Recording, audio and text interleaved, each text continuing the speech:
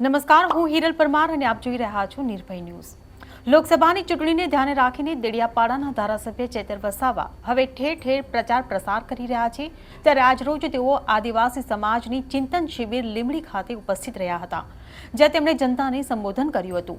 આ સંબોધનમાં તેમણે આદિવાસીઓ પર કરાતા અત્યાચાર અને શિક્ષણ માટે આદિવાસી સમાજ કેવી રીતે ઝઝૂમી રહ્યો છે તેની વાત કરી હતી।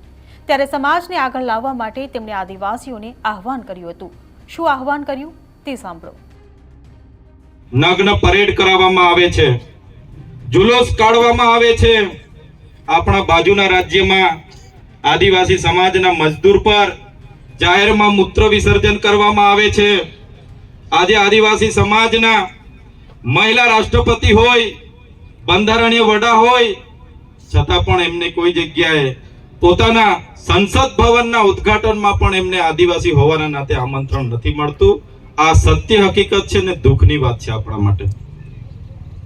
આજે આપણો સમાજ સાંજે 2 ટકના રોટલાનું વિચારે છે કે કઈ રીતના 2 ટકના રોટલા કરીશું, કઈ રીતના બાળકોને ભણાવીશું।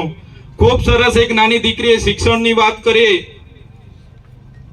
કે 10મા ધોરણ પછી બાળકો પર પ્રેશર નહીં હોવું જોઈએ, પણ ખરેખર આજે પણ આપણો સમાજ પોતાના દીકરાઓને દીકરીઓને ભણાવવા માટે ઝઝૂમી રહ્યો છે।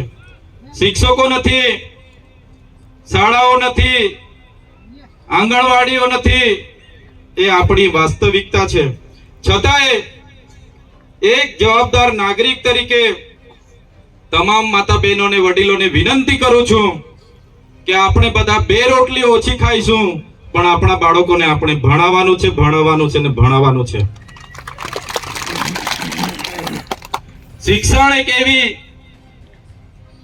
એવી એ છે, બાબા સાહેબે કીધું કે શિક્ષણ એ શેરણીનું દૂધ છે, જે પીસે એ દહાડશે। એટલે શિક્ષણ સિવાય આપણા સમાજનો કોઈ ઉદ્ધાર નથી। શિક્ષણ આવશે, સંગઠિત થઈશું।